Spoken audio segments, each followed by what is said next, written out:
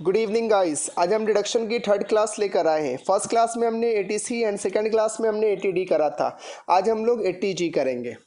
ATG deduction in respect of donation to certain funds and charitable institutions. Etc eighty G है deduction for donation. Eighty G है deduction for donation. Income tax department कहता है कि अगर आप donation दोगे तो हम आपको डिडक्शन देंगे, अगर आप डोनेशन देंगे तो बदले में हम लोग आपको डिडक्शन देंगे। डोनेशन का मतलब ये नहीं है कि आपने डोनेशन किसी को भी दे दी, चलते फिरते किसी भिखारी को दे दी, तो उस डोनेशन का डिडक्शन आपको नहीं मिलेगा।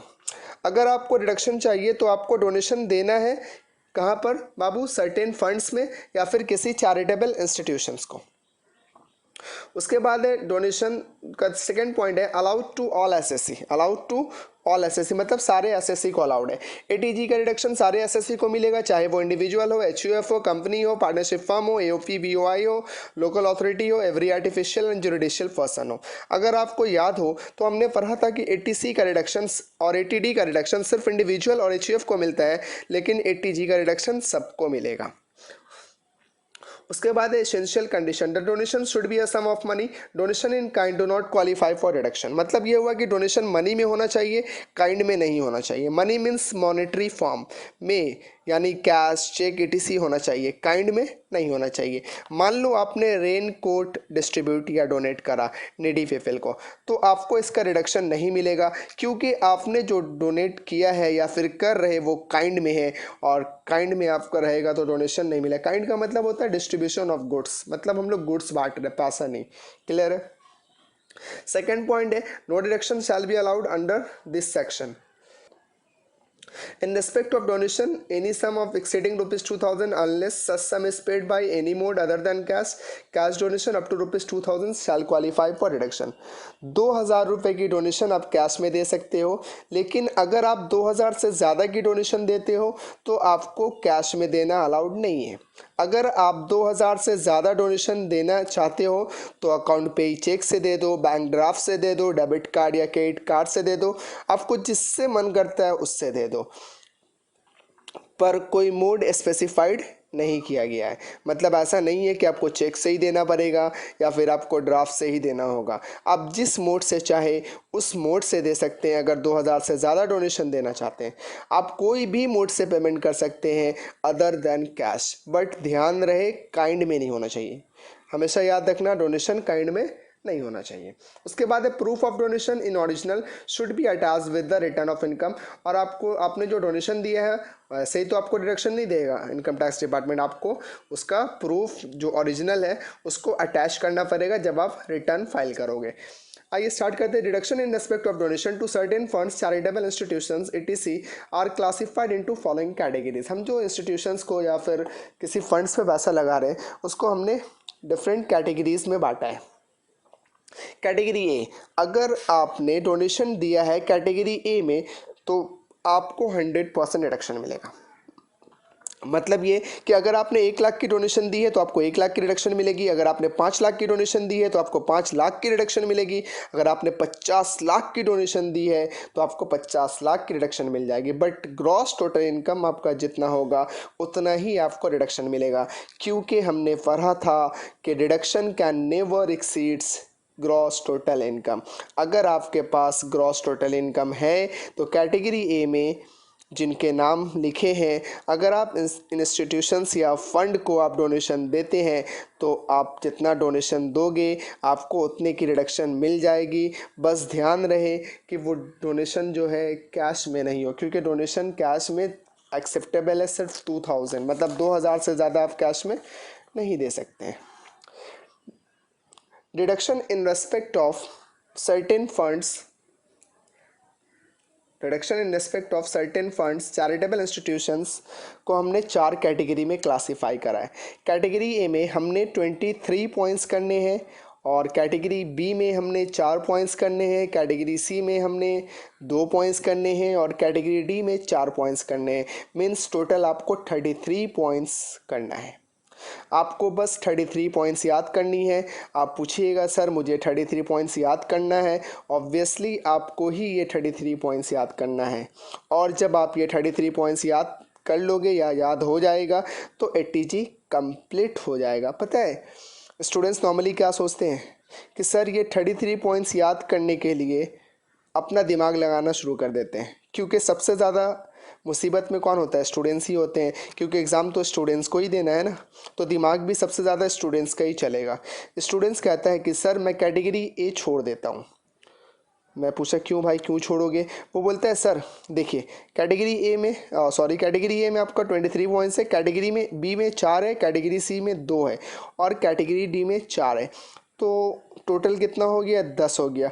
अगर मैं ये 10 पॉइंट्स याद कर लूँ तो इनके अलावा अगर कोई पॉइंट्स आया तो मैं कैटेगरी ए में कवर कर दूंगा। मतलब ये है कि कैटेगरी ए का 23 पॉइंट्स वो छोड़ने बोल रहा है, बचा बी सी डी पे टोटल 10 पॉइंट्स है और वो कह रहा है कि सर मैं ये 10 पॉइंट्स याद कर ले रहा हूँ, बाकी जो भी पॉइंट्स आएगा वो कहाँ पे डाल दूंगा, मैं कैटेगरी ए में डाल दूंगा। तो मैं अब कहूँगा वेरी गुड, लेकिन एक बात बताओ, अगर क्वेश्चन में एक ऐसा पॉइंट्स आया जो बी एंड सी और डी में नहीं आता है, तो क्या तुम इसको ए में डाल दोगे? सोचो, बी सी एंड डी में नहीं आता है, बताओ कैटेगरी ए में डाल दोगे, मतलब कैटेगरी बी, कैटेगरी सी और कैटेगरी डी में जो नहीं आता है वो कैटेगरी ए में आ जाएगा, तुम ऐसा सोच रहे हो। लेकिन अगर एग्जामिनर जानबूझ के एक ऐसा पॉइंट डाल दे जो बी सी डी में तो आता ही नहीं है लेकिन ए में भी नहीं आता है, तब तुम क्या करोगे? कैटेगरी ए में रिडक्शन दे दोगे और क्वेश्चन का क्या हो जाएगा, दी एंड। मेरा बच्चा, देयर इज़ नो ऑप्शन, आपको ये 33 पॉइंट्स याद करने ही होंगे। आपको याद रखना पड़ेगा कि आपने जो डोनेशन दिया है वो कौन सी कैटेगरी में आता है। तुम लोग टेंशन मत लो, मैं हूँ यहाँ, मैं ट्राई करके सब याद करा दूँगा, लेकिन एक कंडीशन है। आपको मैं याद तो कराऊंगा लेकिन आपको याद करने की कोशिश नहीं करनी है, मतलब आप लोग कोई भी याद करने की कोशिश मत करना, भूलने की कोशिश करना, रट्टा मत मारना, क्योंकि इतिहास गवाह है जिन्हें हम भूलने की कोशिश करते हैं उसे हम कभी भुला नहीं पाते। तो आप मेरे साथ ये 33 पॉइंट्स भूलने की कोशिश करना, और आपको भूलना ही पड़ेगा। अगर आप चाहेंगे कि ये 33 पॉइंट्स आप भूलते हैं तो मैं गारंटी देता हूँ कि आप भूल नहीं पाएंगे। अच्छा एक बात और सुन लो, हमने जो category A B C D लिखा है ये जस्ट समझाने के लिए है। हमने 4 पार्ट्स में डिवाइड करा है, इसके पीछे कोई लॉजिक नहीं है। तो तुम लोग अपनी तरफ से मत सोच लेना कि कैटेगरी 4 सर बनाए हैं तो कोई लॉजिक है, कोई लॉजिक नहीं है, जस्ट समझाने के लिए 4 कैटेगरी में बांटा गया है। चलिए कैटेगरी ए में स्टार्ट करते हैं। If donations are made to following then 100% deduction is available. पहला कौन? National defence fund set up by the central government. Bharat की सुरक्षा की बात चल रही है, आप नेशनल डिफेंस फंड को डोनेशन देंगे तो आपको डिडक्शन 100% मिलेगा। उसके बाद है national foundation for communal harmony. Bharat की सुरक्षा का मुद्दा है, कोई छोटा मोटा मुद्दा तो है नहीं, तो इसके लिए एक बेस बनाना चाहिए। आप याद रखना है कि नेशनल फाउंडेशन का मतलब क्या है, बेस। नेशनल डिफेंस की बात है, नेशनल डिफेंस की बात है, और डिफेंस के लिए क्या बनाना पड़ेगा, बेस बनाना पड़ेगा, इसलिए national foundation for communal harmony. उसके बाद क्या है, नेशनल चिल्ड्रेन फंड। और आपको पता ही होगा कि बेस कौन है, बेस है बच्चे। आपको पता होगा कि बच्चे ही हिंदुस्तान के फ्यूचर है, तो जो फ्यूचर है वही तो बेस है, तो नाम लिखा गया नेशनल चिल्ड्रेन फंड।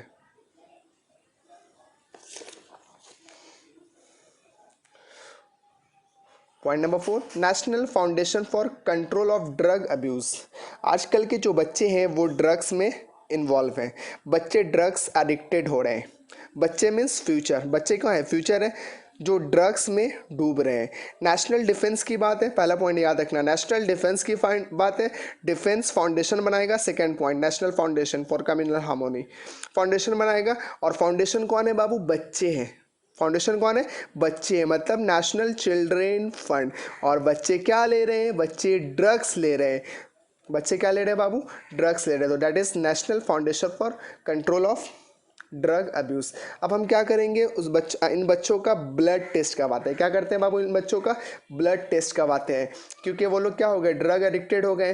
नेशनल और state blood transfusion council, national और स्टेट ब्लड ट्रांसफ्यूजन काउंसिल। अब जब ब्लड चेक कराया तो पता चला कि हिंदुस्तान के बच्चे बीमार हैं। हमने पूछा भाई क्यों बीमार है? अब वो ये तो बोलेगा ही नहीं कि मैं ड्रग्स लेता हूँ, झूठ बोलेगा। पता है क्या बोलेगा? वो बोलेगा हम तो स्पोर्ट्स खेलने गए थे। कहाँ गए थे बाबू?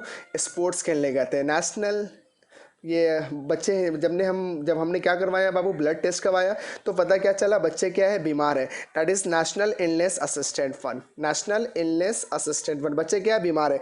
जब हमने पूछा भाई बीमार क्यों, अब तो वो ये बोलेगा नहीं कि मैं ड्रग्स लेता हूँ, वो झूठ बोलेगा। पता है क्या बोलता है? बोलता है मैं तो स्पोर्ट्स खेलने गया था। कहाँ गया था बाबू? मैं स्पोर्ट्स खेलने गया था। तो पता चला national sports fund. Please tell me, यहाँ तक आप क्लियर है? अब हम पूछ रहे स्पोर्ट्स खेलने क्यों गया था, तो उसने कहा कल्चर है। उसने क्या कहा बाबू? हमारा ये कल्चर है। मैं सच बता रहा हूँ, क्या है वो, ये क्या बोल रहा है? कल्चर है। कल्चर है मतलब नेशनल कल्चरल फंड। क्लियर हो रहा है?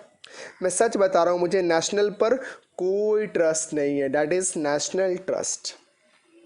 मैंने आपको नेशनल से रिलेटेड सारे पॉइंट्स करवा दिए, आपको नेशनल से रिलेटेड सारे पॉइंट्स करवा दिए। होप आपका क्लियर होगा। नेशनल से रिलेटेड 9 पॉइंट्स हैं। अब हम बात करेंगे अगले पॉइंट्स की। देश के अंदर अर्थक्वेक, सुनामी, साइक्लोन ये सब आते रहते हैं। इस अर्थक्वेक, सुनामी या साइक्लोन से जो लोग अफेक्टेड हो जाते हैं उनके लिए भी फंड्स बनाए गए, और अगर आपको इनको डोनेशन देते हैं तो आपको क्या मिलेगा? डिडक्शन। चलिए स्टार्ट करते हैं। पता है जब गुजरात में अर्थक्वेक आए ना, तो दुनिया भर के लोग आगे आए। इंडिया के तो सारे लोग आगे आए ताकि वहाँ के लोगों की परेशानी दूर की जा सके।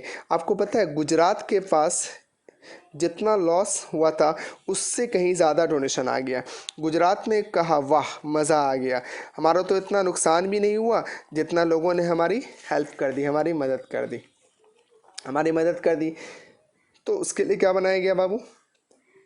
Any fund set up by the government of Gujarat for providing relief to victims of earthquake in Gujarat। तो गुजरात के पास बहुत सारे फंड्स आ गए। ये बात देख कर ना बाकी स्टेट वाले जल भून गए। गुजरात के तो मज़े हो गए, पैसे कमा लिए, हम तो ऐसे ही रह गए। फिर पता है क्या हुआ? महाराष्ट्र के चीफ मिनिस्टर के घर में, कहाँ पर बाबू? महाराष्ट्र के चीफ मिनिस्टर के घर में क्या आया? अर्थक्वेक आया। The chief ministers earthquake relief fund Maharashtra. बाकी स्टेट कहते हैं वाह, पहले गुजरात ने कमा लिया फिर महाराष्ट्र भी कमा लिया। भाई ये तो गलत है, बिल्कुल गलत है। उसके बाद क्या हुआ बाबू? आंध्र प्रदेश के सीएम के घर में क्या आया? Andhra Pradesh chief minister cyclone relief fund. Andhra Pradesh के चीफ मिनिस्टर के घर में क्या आ गया बाबू? साइक्लोन आ गया। ध्यान रखना, फिर से सुनना। आंध्र प्रदेश के सीएम के घर में आया cyclone, CM cyclone relief fund. पहले गुजरात, फिर महाराष्ट्र, फिर आंध्र प्रदेश ने कमा लिया।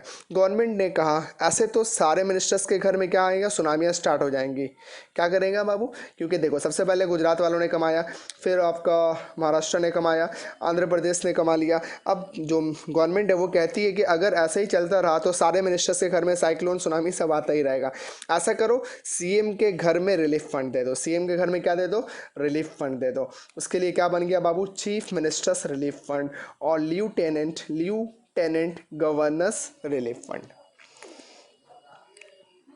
अब पीएम कहता है अच्छा सारे सीएम के तो मज़े हो गए, है ना, मैं ही रह गया, तो उसको भी मिल गया। लो भाई, prime ministers national relief fund. अब मैं 2 पॉइंट्स बताने जा रहा हूँ जो इंटरनेशनल अर्थक्वेक है। क्या है बाबू? इंटरनेशनल अर्थक्वेक है, तो हम उसको भी इसमें शामिल किया गया। इसका नाम है बाबू prime ministers Armenia earthquake relief fund, और एक है आपका अफ्रीका पब्लिक कंट्रीब्यूशन इंडिया, मतलब इंडिया की तरफ से कंट्रीब्यूशन किया गया था अफ्रीका फंड। ये दो आपका क्या इंटरनेशनल, मतलब इंटरनेशनल अर्थक्वेक आया था, उसके लिए रिलीफ लाया गया था। अब बात करते हैं स्वच्छता मीन्स साफ सफाई की। ऑनरेबल प्राइम मिनिस्टर मोदी ने हमारे देश में साफ सफाई को लेकर बड़ी बड़ी बातें की हैं, तो उन्होंने 2 पॉइंट्स यहाँ पे चलाए, उन्होंने 2 पॉइंट्स यहाँ पे डाले हैं। पहले सफाई करो फिर गंगा की सफाई करो। पहले क्या करो? सफाई करो। Donation made by any SSC resident और नॉन रेसिडेंट फॉर द स्वच्छ भारत कोष। पहले सफाई कर ली मैंने, उसके बाद donation made by resident assessee to clean Ganga fund. उसके बाद क्या करना है बाबू? गंगा की सफाई करना है। क्लीन गंगा फंड में अगर कोई नॉन रेसिडेंट एसएससी डोनेशन करेगा तो उसको इंडिया में रिडक्शन नहीं मिलेगा। ध्यान रखना, अगर क्लीन गंगा फंड में कोई भी एसएससी डोनेशन करता है तो वो एसएससी कहाँ का होना चाहिए, रेसिडेंशियल होना चाहिए, मतलब इंडिया का होना चाहिए। मतलब ये हुआ कि क्लीन गंगा फंड में अगर कोई नॉन रेसिडेंट एसएससी डोनेट करेगा तो उसको इंडिया में रिडक्शन नहीं मिलेगा। लेकिन बाकी सारे पॉइंट्स में एसएससी रेसिडेंट हो या नॉन रेसिडेंट भी हो सकता है, लेकिन क्लीन गंगा फंड में एसएससी का रेसिडेंट होना मैंडेटरी है। I hope it is clear. अब 2 पॉइंट्स और कराने जा रहा हूँ जो एजुकेशन से रिलेटेड है। पहला पॉइंट्स क्या था, पहला 9 पॉइंट्स नेशनल था, उसके बाद मिनिस्टर्स का था, चीफ मिनिस्टर्स का, उसके बाद क्या था बाबू, प्राइम मिनिस्टर्स था, उसके बाद 2 इंटरनेशनल अर्थक्वेक था, उसके बाद 2 क्या आया बाबू, एक आपका स्वच्छ भारत कोष और एक आपका गंगा का साफ सफाई। अब जो 2 पॉइंट्स करने जा रहा हूँ वो है बाबू एजुकेशनल से रिलेटेड। अनअप्रूव्ड यूनिवर्सिटी और educational institutions of national eminence. अगर आपने डोनेशन दिया है किसी यूनिवर्सिटी या किसी एजुकेशनल इंस्टीट्यूशंस को जिसका नेशनल इम्पोर्टेंस हो, एमिनेंस का मतलब इम्पोर्टेंस हो, नेशनल एमिनेंस हो मीन्स नेशनल वाइज उसको सम्मानित किया गया हो, तो आपको रिडक्शन मिलेगा। जैसे आपका जादवपुर यूनिवर्सिटी जो हमारे कोलकाता में है उसको नेशनल एमिनेंस मिला हुआ है, और भी यूनिवर्सिटीज़ है जिनको नेशनल एमिनेंस मिला है, like Delhi university, Banaras Hindu university आपका वाराणसी में है, उसके बाद अन्ना यूनिवर्सिटी जो आपका चेन्नई में। तो ये सारे ऐसे यूनिवर्सिटीज़ हैं जिनको नेशनल एमिनेंस यानी भारत नेशनल आपका इम्पोर्टेंस मिला गया है, सम्मानित किया गया है। और हमारे कोलकाता में कौन सा यूनिवर्सिटी है, जादवपुर यूनिवर्सिटी, इसको नेशनल एमिनेंस मिला हुआ है। अगर आप इन सब एजुकेशनल इंस्टीट्यूशंस को डोनेशन देते हो तो आपको 100% रिडक्शन मिलेगा। और एक पॉइंट है बाबू, जिला साक्षरता समिति। जिला साक्षरता समिति क्या होता है, आपको पता होगा कि गांव में समिति बनी होती है।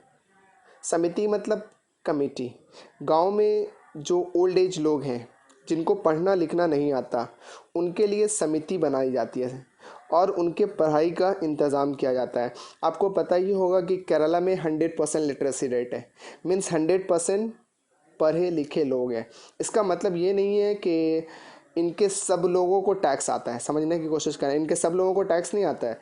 ये यहाँ पे 100% लिटरेसी रेट है, इसका ये मतलब नहीं है कि इनके सब लोगों को टैक्स आता है। पढ़े लिखे लोगों का मतलब होता है पढ़ना भी जानते हैं और लिखना भी जानते हैं, डैट इज़ एफिशिएंट। आपको पता है जब मदद की क्या नाम है, जिला साक्षरता समिति, मतलब सारे लोग पढ़े लिखे नहीं होते। केरला में 100% लिटरेसी रेट है। 100% लिटरेसी रेट का मतलब वहाँ के सारे लोग पढ़े लिखे हैं। सारे लोग पढ़े लिखे हैं इसका मतलब ये नहीं कि उनको टैक्स आता है, उनको टैक्स नहीं आता है, समझने की कोशिश करना। पढ़े लिखे लोगों का मतलब होता है क्या क्या होता है, उनको पढ़ना भी आता है, लिखना भी आता है, and that is efficient. 21 number point है, any fund set up by a state government to provide medical relief to the poor. आपको पता ही है कि जब मदद की बात आती है तो इंडिया में सबसे ज़्यादा मदद कौन करता है, आर्मी। यस, कौन मदद करता है बाबू, आर्मी। तो आर्मी सेंट्रल वेलफेयर फंड और एयरफोर्स सेंट्रल वेलफेयर फंड और इंडियन नेवल बेनोवेलेट फंड। उसके बाद है fund for technology development and application setup by the central government. ये टोटल हो गया आपका 23 पॉइंट जो कैटेगरी ए में है।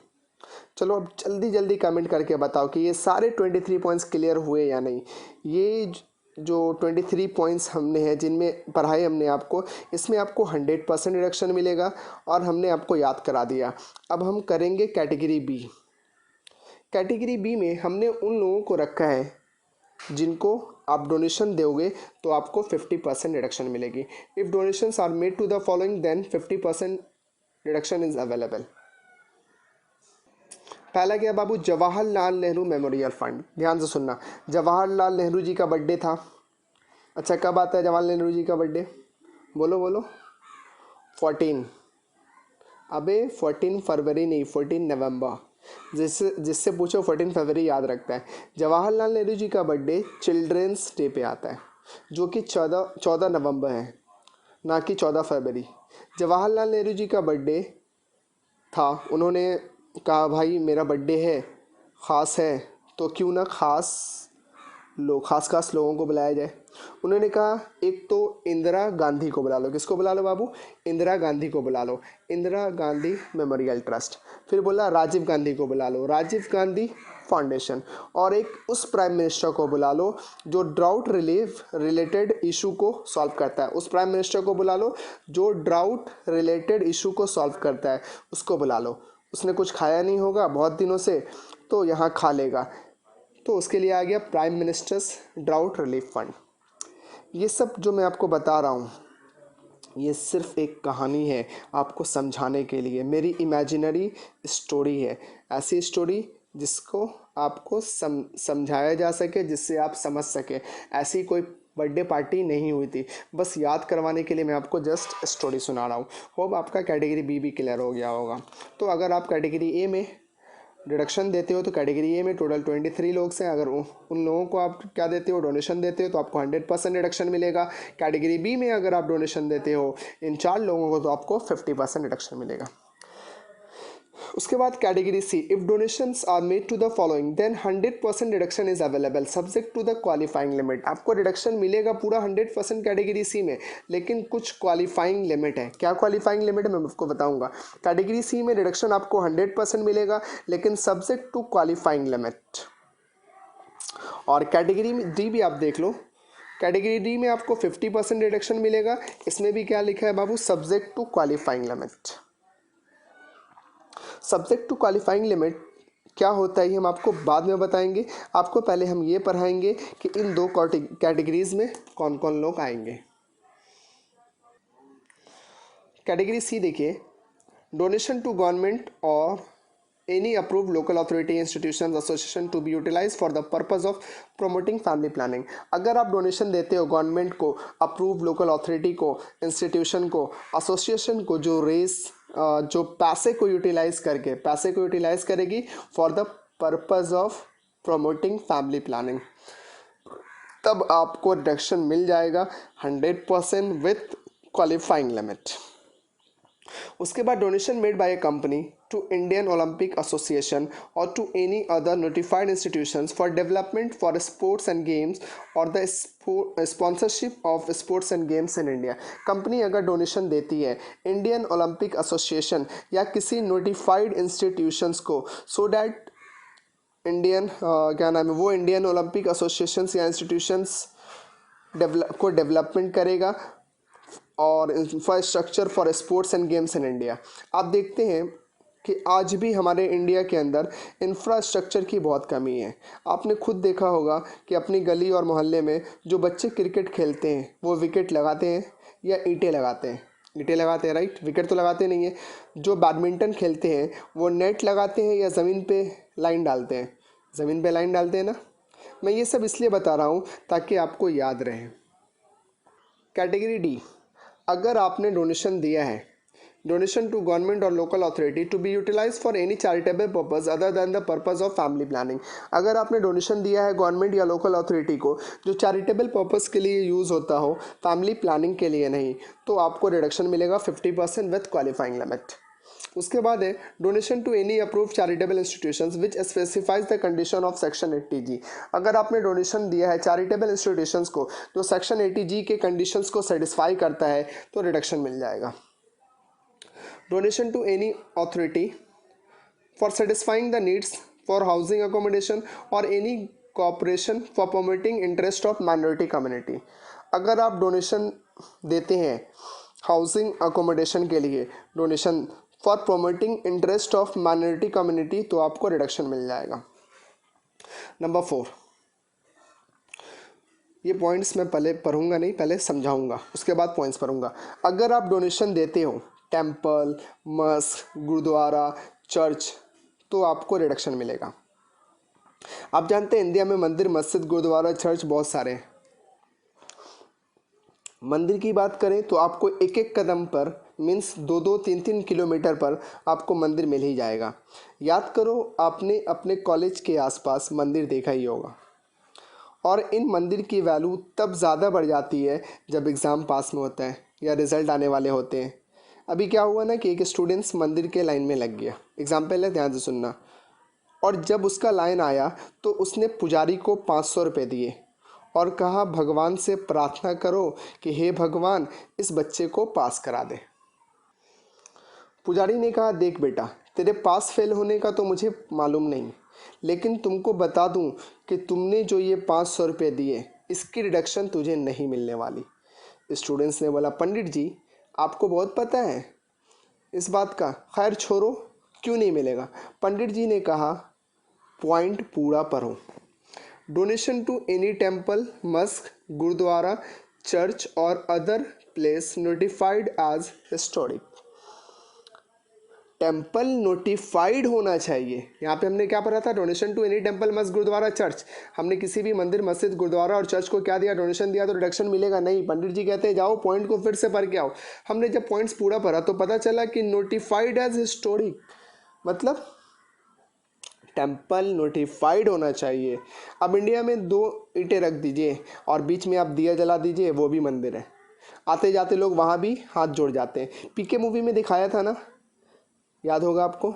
स्टूडेंट्स कहता है 500 रुपये वापस दे दो, मैं नोटिफाइड टेम्पल में जाता हूँ, टाइम बहुत कम है, रिजल्ट आने वाला है, पास होना है। स्टूडेंट्स दौड़ करके एक और टेम्पल में गया जो नोटिफाइड है।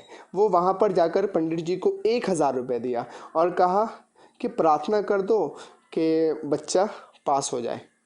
पंडित जी कहता है बेटा पास फेल का तो पता नहीं है, बट तुमको रिडक्शन नहीं मिलेगा। स्टूडेंट्स कहने लगा पंडित जी आपको बहुत पता है, कैसे पता आपको कि रिडक्शन नहीं मिलेगा। पंडित जी बोले बेटा ऐसा है कि पॉइंट्स दोबारा पढ़ के आ। चलिए आगे बढ़ते हैं। हिस्टोरिकल आर्कियोलॉजिकल और आर्टिस्टिक इम्पोर्टेंस और to be a place of worship by the central government for renovation और रिपेयर्स ऑफ सच पीपल। यहाँ पे देखिए क्या लिखा हुआ है, फॉर रेनोवेशन और repairs of such place. Point number 4 जब हम लोग ने पढ़ा तो यहाँ पे लिखा हुआ रेनोवेशन और रिपेयर्स। आपको डोनेशन मिलेगा श्रद्धा या पास फेल होने के लिए नहीं। आपको रिडक्शन मिलेगा श्रद्धा या पास फेल होने के लिए नहीं। आपको रिडक्शन तभी मिलेगा जब आप रेनोवेशन या रिपेयर्स के लिए रिडक्शन दोगे। क्लियर हुआ? बोलो मेरा बच्चा लोग, क्या आपका 80G क्लियर हुआ? Hope it is clear. अच्छा एक बात बताओ, ताजमहल के रिपेयर्स एंड रेनोवेशन के लिए अगर आपने डोनेशन दिया है तो क्या रिडक्शन मिलेगा? आंसर है मिल जाएगा। Taj Mahal mosque temple gurdwara church तो नहीं है, लेकिन वो अदर प्लेस में आएगा। आप ध्यान दीजिए यहाँ पे, और टू बी अ प्लेस यहाँ पे लिखा ना चर्च और अदर प्लेस। कहाँ पे आएगा बाबू? अदर प्लेस में आएगा, जो नोटिफाइड बाय क्या है, सेंट्रल गवर्नमेंट है। अब मैं बात करूँगा क्वालिफाइंग लिमिट की, जो रिडक्शन 80G का लास्ट टॉपिक है। अगर मैं क्वालिफाइंग लिमिट की बात करूँ कि क्वालिफाइंग लिमिट क्या है, तो आपको बता दूँ कि आपने जो कैटेगरी C या कैटेगरी डी में जो लोग आते हैं, आपने देखा उन लोग को डायरेक्ट 100% या 50% की रिडक्शन नहीं मिलेगा। अब वो क्वालिफाइंग लिमिट क्या है मैं आपको सिखाने वाला हूँ। उससे पहले मैं आपको एक वर्किंग नोट्स बताता हूँ, ध्यान से देखना। एडजस्टेड ग्रॉस टोटल इनकम कैसे निकालते हैं मैं आपको दिखा रहा हूँ। एडजस्टेड ग्रॉस टोटल इनकम निकालना, सबसे पहले ग्रॉस टोटल इनकम लीजिएगा, उससे लॉस लेस करिएगा long term capital gain, short term capital gain under section 111 है। डिडक्शन अंडर सेक्शन 80C से लेके 80U तक, एक्सेप्ट 80G। 80G को आपको हटाना है क्योंकि हम 80G ही पढ़ रहे हैं, तो 80G को हम लेस नहीं कर सकते। समझ में आ रहा है बात? 80C से 80U पूरा लेस करना है, एक्सेप्ट 80U। सबको करके जो आएगा आंसर निकलेगा एडजस्टेड ग्रॉस टोटल इनकम। ऐसा मान लो कि आपका ग्रॉस टोटल इनकम कितना, 2,60,000 है। क्लियर है? 2,60,000 है। और ये जो 3 आइटम है इन तीनों को ऐड करके आपका आया 10,000। इसको आप लेस कर लो, आपका आंसर आएगा 2,50,000। अब आप इस 2,50,000 का 10% कर लो, आपका आंसर आएगा 25,000। ये 10% क्या है? 10% रूल है, लिमिट है। जितना भी अमाउंट आएगा, जितना भी अमाउंट, यहाँ पे मेरा 2.5 लाख आया इसलिए मैंने 2.5 लाख का 10% करा, 2,50,000 का 10% करा। जितना भी अमाउंट आएगा आपको उसका 10% करना पड़ेगा। तो आपका आंसर कितना है बाबू? 25,000। बस आप इस 25,000 को याद कर लो जो आपने कैलकुलेट करके निकाला है, क्योंकि ये अभी एग्जाम्पल में काम आएगा। तो अपना 10% करके कितना निकाला हमने सर? 25,000। बस ये 25,000 को याद रखिएगा। मैं एग्जाम्पल देता हूँ, कोशिश करके समझाता हूँ, समझने की कोशिश करना। ये हमारा एग्जाम्पल है, ध्यान से देखो समझ में आ जाएगा। एग्जाम्पल नंबर 1, कैटेगरी सी में हमने 20,000 का डोनेशन दिया और कैटेगरी डी में हमने 30,000 का डोनेशन दिया, टोटल 50,000 डोनेशन दिया। कैटेगरी ए एंड बी में कोई प्रॉब्लम ही नहीं है। आपने कैटेगरी ए में अगर डोनेशन दिया है तो 100% रिडक्शन मिलेगा, कैटेगरी बी में अगर आपने डोनेशन दिया है तो आपको 50% रिडक्शन मिलेगा। लेकिन कैटेगरी सी में या फिर कैटेगरी डी में आपने डोनेशन दिया है तो वो डायरेक्ट 100% या 50% रिडक्शन नहीं मिलेगा, वो आपको एक तरीके से करके दिखाना पड़ेगा, वही मैं आपको सिखा रहा हूँ। सबसे पहला स्टेप क्या करेंगे, कैटेगरी सी और कैटेगरी डी में जितना भी डोनेशन दिया है वो लिख लेंगे और उसका टोटल करेंगे। ये कैटेगरी सी में 20 दिया और कैटेगरी डी में 30 दिया, टोटल कितना हो गया 50,000। सी में मान लो मैंने डोनेशन दिया 20,000 और डी में कितना दिया बाबू 30,000, तो 20-30 कितना हो गया 50,000। अब आप बताओ जो लिमिट निकाला था आपने 10% वो कितना है। अरे अभी किए थे ना वो 25,000, 2,50,000 का 10%, वो कितना था 25,000। सी और डी का टोटल कितना है बाबू 50,000 और लिमिट कितना है हमारा 25,000। तो 50,000 और 25,000 which ever is less sir 25,000। 50,000 और 25,000 में कम कौन है 25,000। हाँ, अब 25,000 फाइनल हो गया।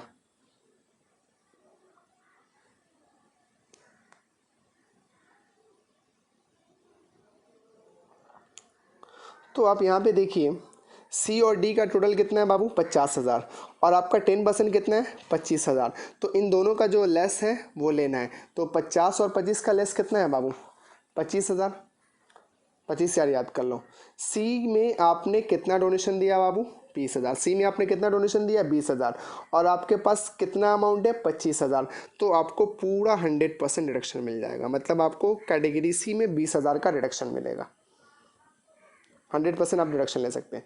तो सी में आपने 20,000 डोनेट किया तो 20,000 and 25,000 which ever is less. आपने सी में डोनेट कितना करा 20,000 और आपका लिमिट कितने का है 25,000 का है, तो 20 और 25 विच एवर इज लेस। तो लेस कितना है बाबू आपका 20,000 है। अब बाकी कितना बचा, बाकी बचा 5,000, मतलब टोटल 25,000 है आपके पास, बचा कितना 5,000। जो आपके पास है वही देखना है। आपके पास कितना बचा हुआ 5,000। 25,000 है आपके पास, उसमें से 20,000 आपने दे दिया, 20,000 आपने दे दिया, बाकी कितना बचा बाबू 5,000। उस 5,000 का आधा जाएगा डी में। 5,000 का आधा मतलब 2,500, यानी कैटेगरी डी में आपका कितना जाएगा 2,500 रुपये आएगा। टोटल कितना हो जाएगा बाबू 22,500। बोलो प्लीज़ क्लियर और नॉट क्लियर। चलो एग्जाम्पल नंबर 2 देता हूँ, ज़्यादा क्लैरिटी आएगी। कैटेगरी बी में हमने दिया 12,000, डी में दिया हमने 18, तो 12 और 18 कितना हो गया बाबू 30,000।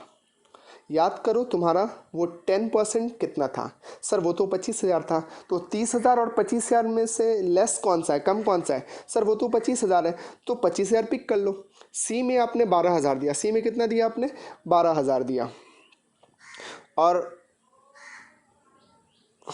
तो यहाँ पे हमको कितना रिडक्शन मिल जाएगा पूरा 12,000, क्योंकि हमारे पास 25,000 है। टोटल कितना है 25,000 है, तो 12,000 यहाँ पे आपको रिडक्शन मिल गया। अब 25,000 से 12,000 सी में चले गया तो बचा कितना सर 13,000। तो 13,000 का आधा किस में जाएगा सर, डी में जाएगा, मीन्स 6,500। टोटल कितना हो गया 18,500। होप अब क्लियर हो गया होगा। चलिए एग्जाम्पल नंबर 3 लेते हैं। सी में है नील, सी में क्या है नील, और डी में कितना है देखो 22,000। टोटल कितना आ गया बाबू 22,000 और हमारे पास है कितना 25। तो 25 और 22,000 में से जो कम है वो कितना है 22,000 है। तो हम लोग कितना किसको पकड़ेंगे 25 को पकड़ेंगे या 22 को पकड़ेंगे सर, 22 को पकड़ेंगे, क्योंकि 25,000 और 22,000 का कम कितना है 22,000 है। नील में तो कुछ गया ही नहीं, नील में तो कुछ गया ही नहीं, नील का मतलब यहाँ कुछ है ही नहीं, तो नील ही रह जाएगा। उसके बाद 22,000 पूरा मेरा पूरे रह गया, मतलब टोटल कितना था 25 है और यहाँ पे हमने डोनेशन कितना दिया 22 है, तो 22-25 का लोअर कौन है 22 है, तो 22 हमने पकड़ के रखा है। नील में कुछ गया नहीं, इसका मतलब पूरा का पूरा आपका कितना बच गया आपका 22,000 बच गया। तो 22,000 का आधा कितना होगा 11,000, तो आपको टोटल रिडक्शन मिल जाएगा 11,000 का। प्लीज़ टेल मी आपका क्लियर हो रहा है कि नहीं हो रहा है, फिर से समझ 22,000 टोटल है तुम्हारे पास, और हमारे पास 10% लिमिट कितने का है, 25,000 का है। तो 22 और 25 का आधा कितना हो गया, सॉरी 22 और 25 का लेस कितना है, 22 है। हम लोग विच एवर इज लेस लेते हैं ना, तो आपको टोटल 22,000 का मिलेगा रिडक्शन। तो यहाँ पे कैटेगरी सी में तो कोई अमाउंट है नहीं, इसलिए हमने नील लिया, तो 22,000 पूरा बच गया। तो कैटेगरी डी में कितना मिलेगा हमको, 11,000। कैटेगरी डी में 11 इसलिए बाबू, कैटेगरी सी में आपको 100% मिलता है with qualifying limit. Qualifying limit मेरा इस सवाल में मतलब इस एग्जाम्पल में 25,000 है, और कैटेगरी डी में आपको कितना मिलता है, 50% मिलता है विद क्वालिफाइंग लिमिट। तो क्वालिफाइंग लिमिट तो दोनों के लिए 25,000 है, लेकिन यहाँ पे इसका कितना है, नील है, तो इसलिए कुछ नहीं मिला। यहाँ बच्चा पूरा 22,000 बच गया मेरे पास। तो जो 22,000 बचा कैटेगरी डी में कितना आएगा, 50% आएगा। चलो आगे बढ़ते हैं, एग्जाम्पल नंबर 4। कैटेगरी सी में आपने कंट्रीब्यूट किया 28,000, और डी में आपने कंट्रीब्यूट किया नील। 28 और नील का टोटल कितना हो गया बाबू, 28। अब 28 और 25 में से क्या लेंगे सर, 25। तो भैया 28 आपने सी में लगाया है और आपके पास है 25,000, तो पहली बार में आपको 25,000 देना पड़ेगा।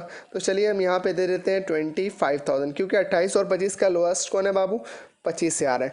तो 25,000 तो पूरा का पूरा कैटेगरी सी में चले गया। अब डी में तो कुछ बचा ही नहीं, डी में क्या होगा, नील। डी में क्या होगा, नील। नील का आधा कितना होगा बाबू, आधा नील। नील का आधा नील, टोटल इसको कितना हो जाएगा, 25,000। आई होप सी कैटेगरी में रिडक्शन कितना मिलेगा, डी कैटेगरी में कितना मिलेगा, थोड़ा थोड़ा आपका क्लियर हो रहा होगा। चलिए एग्जाम्पल नंबर 4 देखते हैं। एग्जाम्पल नंबर 5 देखते हैं, सॉरी। आपने कैटेगरी सी में कितना लगाया, 4,000। कैटेगरी डी में कितना लगाया, 16,000। टोटल कितना हो गया बाबू, 20,000। तो 20,000 25,000 में से कौन सा लीजिएगा, विच एवर इज लेस, यानी 20,000। तो 20,000 में से कैटेगरी सी में तो 100% मिलेगा, मतलब पूरा का पूरा 4,000 इसको मिल गया। क्लियर है। अब टोटल आपके पास कितना है, 20 और 25 से हमने 20 पिक किया, क्योंकि 20 और 25 का लोअर कौन है, 20 है। प्लीज़ आपका क्लियर हो रहा है कि नहीं हो रहा है बताइएगा। हमारे पास टोटल 20 है और मैक्सिमम लिमिट कितने का है, 25,000 का है। तो 25,000 का इस एग्जाम्पल में, अगर हम लोग कोई और अलग एग्जाम्पल लेंगे तो उसमें कुछ और भी हो सकता है।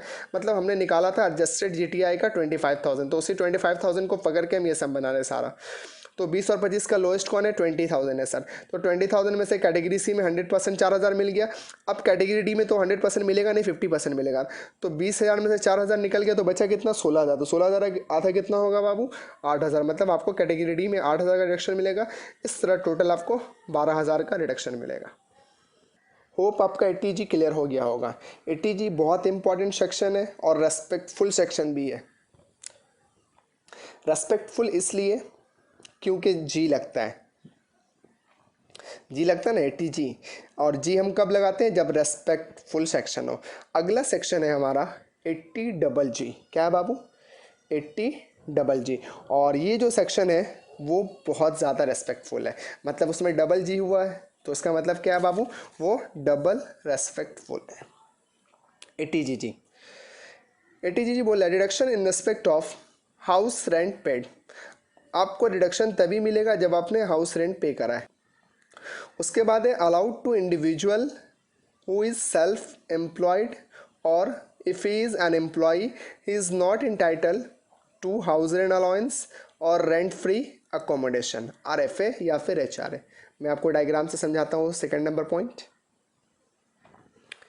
ATGG के, ये जो ATGG यानी ATGG का रिडक्शन के लिए जो एलिजिबल SSC है वो सिर्फ और सिर्फ इंडिविजुअल है, मतलब सिर्फ और सिर्फ इंडिविजुअल को मिलेगा। अब वो कहता है कि इंडिविजुअल का 2 स्टेटस हो सकता है। इंडिविजुअल का कितना स्टेटस हो सकता है बाबू, 2 स्टेटस हो सकता है। वो एम्प्लॉई हो सकता है, वो एम्प्लॉई भी हो सकता है, और वो सेल्फ एम्प्लॉयड भी हो सकता है। सेल्फ एम्प्लॉयड सही कर लीजिएगा, गलती से सेल्फ ऑक्यूपाइड लिखा गया है, वो सेल्फ एम्प्लॉयड भी हो सकता है। अगर वो सेल्फ एम्प्लॉयड है तो उसको ATGG का रिडक्शन 100% मिलेगा, मतलब मिलेगा ही मिलेगा, कोई नहीं रोक सकता। 100% कहने का मतलब है उसको मिलेगा। लेकिन अगर वो एम्प्लॉई है तो 3 बात हो सकती है। पहला, उसको HRA मिलता हो, दूसरा उसको RFA मिलता हो, तीसरा उसको HRA और RFA नहीं मिलता हो। ध्यान रखना, अगर वो एम्प्लॉई है तो HRA मिल रहा है, RFA मिल रहा है, और तीसरा HRA और RFA नहीं मिल रहा है। अगर उसको HRA मिल रहा है तो ATGG का रिडक्शन नहीं मिलेगा। अगर उसको RFA मिल रहा है तो ATGG का रिडक्शन नहीं मिलेगा। लेकिन अगर उसको HRA और RFA नहीं मिल रहा है तो उसको 80GG का डिडक्शन मिल जाएगा। The assessee owns a residential accommodation and paid rent for the same, और एसएससी ने रेसिडेंशियल अकोमोडेशन लिया हो और उसके लिए रेंट पे करता हो। उसका बोल रहा है कि एसएससी स्पाउस माइनर चाइल्ड और HUF does not own any residential accommodation at the work place, मतलब इन लोग जो जहाँ पे काम कर रहे हैं वहाँ पर इनका कोई अपना घर नहीं हो, मतलब रेंट पे करेंगे तो ही डिडक्शन मिलेगा, नहीं तो नहीं मिलेगा। अमाउंट ऑफ डिडक्शन होगा लिस्ट ऑफ द फॉलोइंग्स। पहला है rent paid -10% of adjusted GTI। Adjusted GTI क्या है आपको बताया जा चुका है। एडजस्टेड GTI कैसे निकाले थे हम लोग 80G में, उसी तरह 80GG में भी एडजस्टेड GTI निकलेगा। उसके बाद है 25% ऑफ एडजस्टेड GTI और ₹5000 पर मंथ। यहाँ पे मैंने दिखा भी दिया है एडजस्टेड GTI मीन्स GTI से लेस करेंगे लॉन्ग टर्म कैपिटल गेन, आपको याद आता होगा वहाँ पे भी किए थे। Short term capital gain under section 111 है, फिर उससे लेस करेंगे डिडक्शन अंडर सेक्शन 80C से 80U एक्सेप्ट 80GG। हम जब 80G कर रहे थे तो वहाँ पे लिखे थे एक्सेप्ट 80G, और जब हम लोग 80GG कर रहे हैं तो हम लोग क्या कर रहे हैं एक्सेप्ट 80GG, मतलब कि जो सेक्शन कर रहे हैं वो सेक्शन का डिडक्शन लेस नहीं करेंगे एडजस्टेड GTI निकालने के लिए। याद रखना, अगर आप 80G कर रहे हैं तो एडजस्टेड GTI निकालने के लिए 80G लेस नहीं करना पड़ेगा। उसी तरह अगर आप 80GG कर रहे हो तो एडजस्टेड GTI निकालने के लिए सब लेस होगा, बस 80GG लेस नहीं होगा।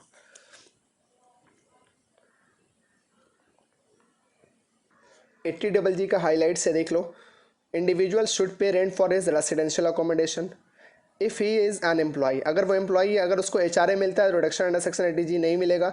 अगर उसको RFA मतलब रेंट फर्निश्ड अकोमोडेशन या रेंट फ्री अकोमोडेशन अगर मिलता है तो उसको 80GG नहीं मिलेगा। अगर उसको HRA या RFA नहीं मिलता है तो रिडक्शन 80GG मिलेगा। If he is a self employed, अगर वो सेल्फ एम्प्लॉयड है तो reduction under section 80GG will be available. Example है देख लो, मिस्टर एक्स सेल्फ एम्प्लॉयड है, 100% मिलेगा 80GG। रेंट पेड कैसे 10,000 पर मंथ, उसका detail of his income PGBP से उसका इनकम 60,000 है, लॉन्ग टर्म कैपिटल गेन से 90,000 है। He contributes ₹15,000 towards PPF public provident fund, याद होगा 80C में आता है ये। Calculate reduction under section 80GG, आपको 80GG का रिडक्शन चाहिए तो 80GG का रिडक्शन निकालने के लिए हमारी दिखाएंगे आपको। यहाँ पे देखिए सबसे पहले नोट बनाना पड़ेगा। नोट बना करके अगर आपको रिडक्शन चाहिए तो आपको, अगर 80GG का रिडक्शन आपको पता करना है, सबसे पहले निकालना पड़ेगा एडजस्टेड ग्रॉस टोटल इनकम। क्या निकालना पड़ेगा? Adjusted gross total income.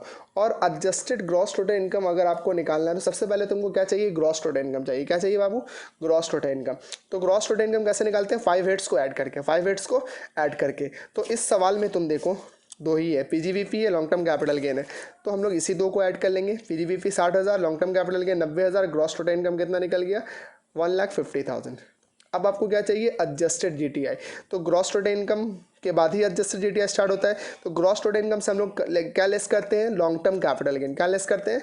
Long term capital gain 90,000। उसके बाद क्या लेस करते हैं एडजस्टेड GTI निकालने के लिए? Short term capital gain under section 111 है, जो यहाँ पे है नहीं। उसके बाद क्या लेस करते हैं बाबू? डिडक्शन अंडर सेक्शन 80C से 80U, चूँकि 80GG का सेक्शन है इसलिए एक्सेप्ट 80GG।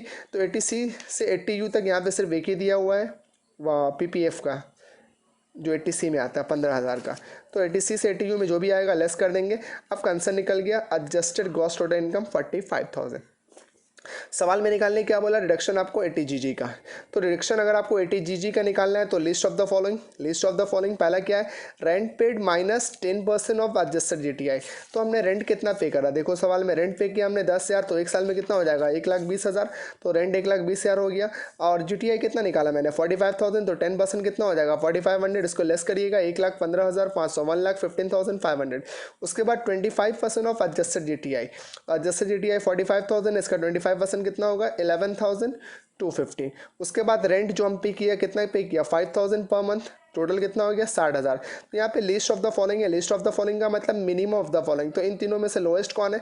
11,250। तो आंसर क्या हो जाएगा? डिडक्शन अंडर सेक्शन 80GG कितना मिलेगा? 11,250। तो सवाल में आपको 80GG का रिडक्शन पता करने बोला था, तो आपने ये रिडक्शन पता कर लिया। अगर टोटल इनकम निकालने बोलेगा, टोटल इनकम तो निकालने ही आता है हमको। PGBP ले लेंगे, लॉन्ग टर्म कैपिटल गेन ले लेंगे। ये दो हेड से मेरा इनकम आया, ग्रॉस टोटल इनकम निकल गया 1,50,000। फिर इससे लेस कर देंगे, रिडक्शन अंडर चैप्टर 6 है। एटीसी पीपीएफ दिया हुआ था 15,000, एटीजीजी का हमने कैलकुलेट करके निकाला 11,250, ऐड करके आया 26,250, इससे लेस कर दिया, मेरा निकल गया टोटल इनकम 1,23,750। ये टोटल इनकम भी है, नेशनल इनकम भी है, टैक्सेबल इनकम भी है। प्लीज़ टेल मी आपका 80G एंड 80GG एकदम क्लियर हो गया? स्टिल अगर कोई कन्फ्यूज़न है, कोई डाउट्स है, कोई इशू है तो पर्सनली मैसेज करके क्लियर कर लीजिएगा। Thank you so much.